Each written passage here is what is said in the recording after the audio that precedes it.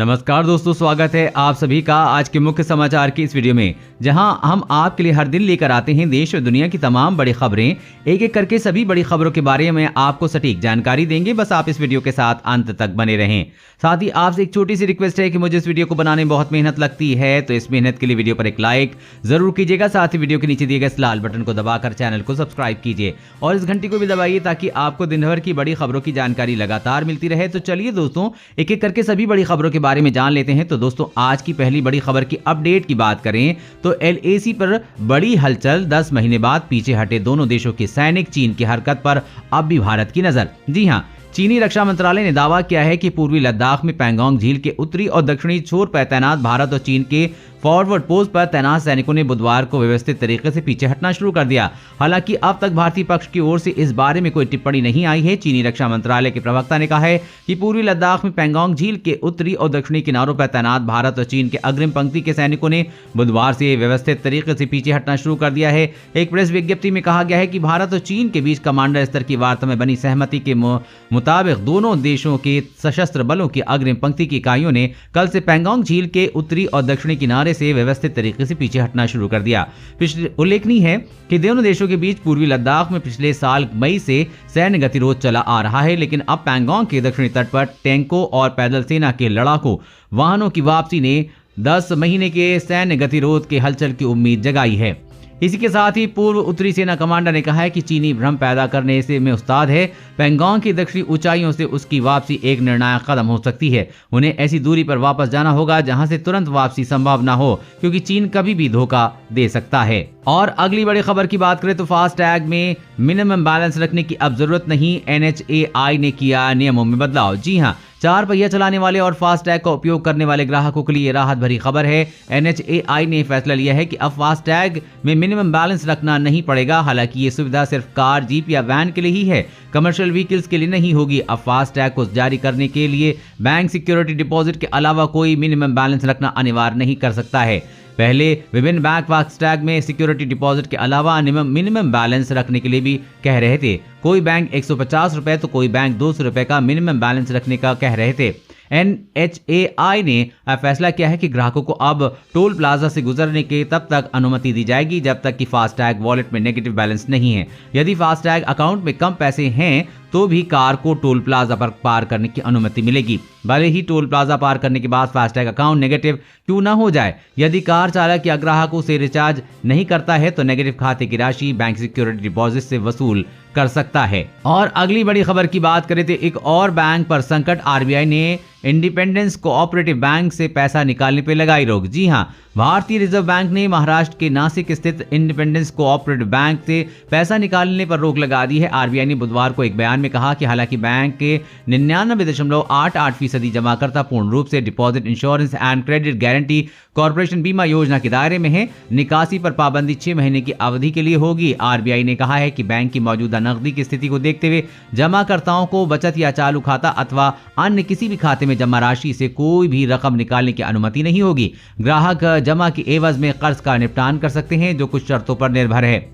RBI ने बुधवार को कारोबारी समय समाप्त होने के बाद और भी कुछ पाबंदियां लगाई हैं। इसके तहत बैंक के मुख्य कार्यपालक अधिकारी आरबीआई की पूर्व मंजूरी के बिना कोई भी कर्ज नहीं देंगे या नवीनीकरण नहीं करेंगे। इसके अलावा वो कई निवेश भी नहीं कर सकेंगे और न ही कोई भुगतान करेंगे। ये पाबंदी वित्तीय स्थिति में सुधार तक रहेगी। केंद्रीय बैंक ने यह भी कहा है कि वो परिस्थिति के हिसाब से निर्देशों में संशोधन कर सकता है। और अगली बड़ी खबर की बात करें तो जल्द करा ले राशन कार्ड से जुड़ा ये काम, वरना नहीं मिलेगा अनाज। जी हां, राशन कार्ड से अनाज लेने वाले लोगों के लिए एक बड़ी खबर आ रही है। मिली जानकारी के मुताबिक अगर आपका राशन कार्ड आधार से जुड़ा नहीं है तो जल्द इससे जुड़ा लें, वरना आपको अनाज मिलना बंद हो जाएगा। खबर के अनुसार सरकार ने राशन कार्ड पर अंकित सभी पारिवारिक सदस्यों का आधार नंबर को जरूरी कर दिया है। इसके लिए खाद्य एवं उपभोक्ता संरक्षण विभाग ने एक आदेश भी जारी किया है, इसलिए आप ये काम जल्द से जल्द करा लें।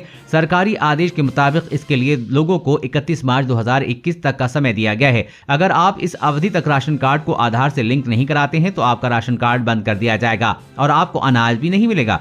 बता दें कि अगर आपने पहले से ही आधार लिंक करा रखा है तो फिर से कराने की जरूरत नहीं है। अगर आप इस संदर्भ में अधिक जानकारी चाहते हैं तो आप सरकार की टोल फ्री नंबर 1800-3456-194 पर संपर्क कर सकते हैं। और अगली बड़ी खबर की बात करें तो राज्यों के ट्रेनिंग सेंटर में तैयार होंगे पेशेवर ड्राइवर, लाइसेंस के लिए नहीं देना होगा टेस्ट। जी हां, कुशल ड्राइवरों की कमी से जूझ रहे देश के सड़क परिवहन क्षेत्र के लिए केंद्र सरकार क्षेत्रीय ड्राइवर प्रशिक्षण केंद्र स्थापित करने की तैयारी कर रही है। राज्यों की सहायता से उक्त केंद्रों में पेशेवर ड्राइवरों की खेप तैयार की जाएगी। योजना को व्यवहारिक बनाने के लिए केंद्र के प्रशिक्षण प्राप्त ड्राइवरों को क्षेत्रीय परिवहन कार्यालय यानी कि आरटीओ में ड्राइविंग टेस्ट नहीं देना होगा।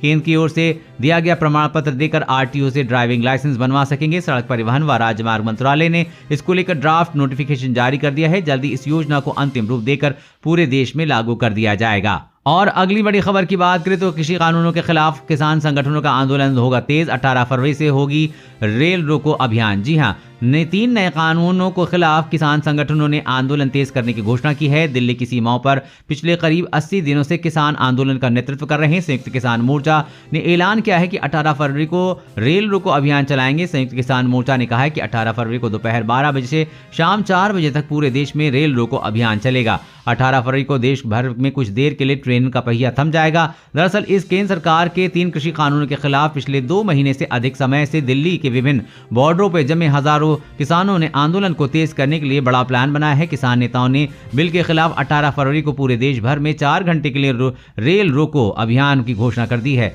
दोस्तों, मोदी सरकार को 3 कृषि कानून रद्द कर देने चाहिए या नहीं, नीचे कमेंट करके अपनी राय जरूर दें। और अगली बड़ी खबर की बात करें तो शराब प्रेमियों को झटका, जाम छलकाना होगा महंगा, लागू होगी ये नई नीति।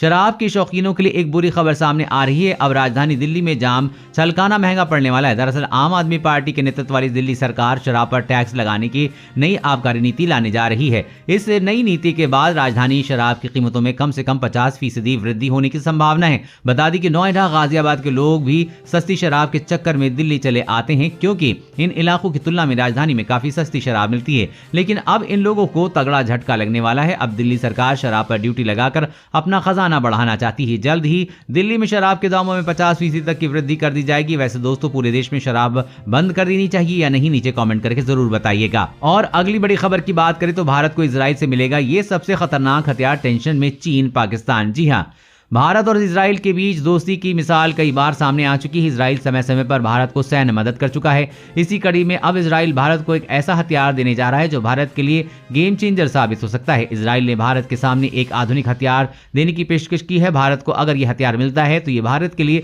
रणनीतिक तौर पर काफी अहम साबित हो सकता है। इजराइल ने अपने सबसे खतरनाक हथियार स्पाइस 250ER को प्रदर्शित किया है। स्पाइस को इजरायली कंपनी राफेल बनाती है और इस नए स्पाइस बम की रेंज को बढ़ाकर 150 किलोमीटर तक कर दिया है। Rafale advance defence system spice bomb के नए वर्जन को हाल ही में सबके सामने लेकर आया है। उसकी योजना इस भारतीय वायुसेना को देने की है। नया स्पाइस बम अतिरिक्त इंटीग्रेटेड टर्बोजेट इंजन के साथ आया है। ये नया टेस्ट स्पाइस बमों की श्रेणी स्पाइस 250, स्पाइस 1000 और स्पाइस 2000 गाइडेड किट्स में सबसे छोटा बम है और ये सबसे खतरनाक भी है। ये जल्द ही भारतीय सेना को मिल जाएगा, जिससे चीन पाकिस्तान की टेंशन बढ़ी हुई है। और अगली बड़ी खबर की बात करें तो बेजुबान जानवरों पर अत्याचार करने वाले सावधान, भारी जुर्माने के साथ होगी इतने साल की सजा। जी हां, अब बेजुबान जानवरों को प्रताड़ित करने वाले किसी भी शख्स की खैर नहीं। जानवरों पर अत्याचार करने पर 75,000 रुपए जुर्माने के साथ 5 साल की सजा हो सकती है।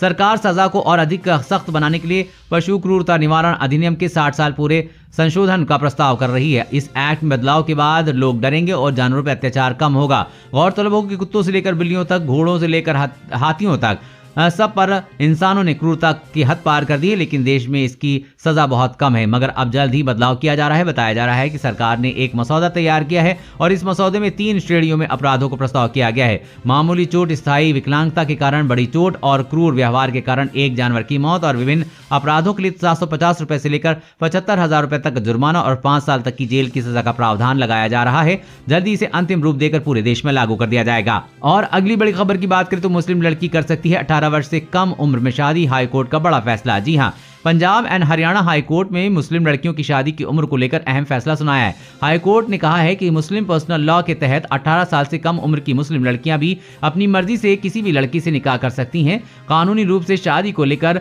परिवार दखल अंदाजी नहीं कर सकता है। ये फैसला जस्टिस अलका सरीन ने एक मुस्लिम धार्मिक पुस्तक के आर्टिकल 195 के आधार पर दिया है। दरअसल Punjab and Haryana high court में मोहाली के एक प्रेमी मुस्लिम जोड़े ने याचिका दायर की थी कि याचिका में बताया गया है कि 36 साल के मुस्लिम युवक और 17 साल की मुस्लिम लड़की से प्रेम विवाह किया है। ये दोनों ही की पहली शादी थी, लेकिन उनके परिजन इस रिश्ते से नाखुश थे। परिवार से दोनों को धमकियां मिल रही थी। परिवार से मिल रही धमकियों के खिलाफ मुस्लिम जोड़े ने हाई कोर्ट में याचिका दायर कर सुरक्षा की मांग की थी।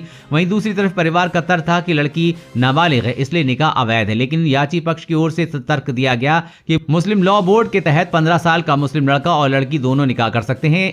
आपकी इस मामले में क्या राय है, नीचे कमेंट करके जरूर बताइएगा। और अगली बड़ी खबर की बात करें तो मध्य प्रदेश में लोगों को लगेगा तगड़ा झटका, बढ़ेंगे बिजली के दाम, ये है वजह। जी हां, मध्य प्रदेश में बिजली कंपनियां लोगों को बिजली का जोरदार झटका देने की तैयारी कर रही हैं। बिजली कंपनियां फिर से बिजली महंगी कर सकती हैं। कंपनियों की तरफ से इसे लेकर विद्युत नियामक आयोग में याचिका भी दायर की गई है। बिजली कंपनियों को घाटा हो रहा है, बिजली की खपत के मुकाबले कमाई कम हो रही है। इसके कारण बिजली कंपनियों को हर साल हजारों करोड़ रुपए का घाटा हो रहा है। बिजली कंपनियों ने विद्युत नियामक आयोग के पास अपनी याचिका दी है। इसके मुताबिक साल 19-20 में तीनों कंपनियों को नुकसान उठाना पड़ा है। सबसे बड़ी बात यह है कि कंपनियां 6 साल से लगातार घाटा उठा रही हैं। इन कंपनियों को 6 साल में कुल 36,000 रुपए का नुकसान हुआ है। इसकी भरपाई के लिए बिजली के दाम बढ़ाने चाहिए। सरकार जल्द ही इस पर मुहर लगा सकती है, जिसके बाद आम आदमी पार्टी को महंगी बिजली का झटका लगेगा। दोस्तों, आज की खबरों बस इतना ही। इसी तरह हर रोज काम की खबरें जानने के लिए आप हमेशा हमारे साथ जुड़े रहें। हमारे साथ जुड़ने के लिए वीडियो के नीचे दिए गए इस लाल बटन को दबाएं और साथ ही इस घंटी को भी दबाइए ताकि आपको हर खबर की सटीक जानकारी मिल सके।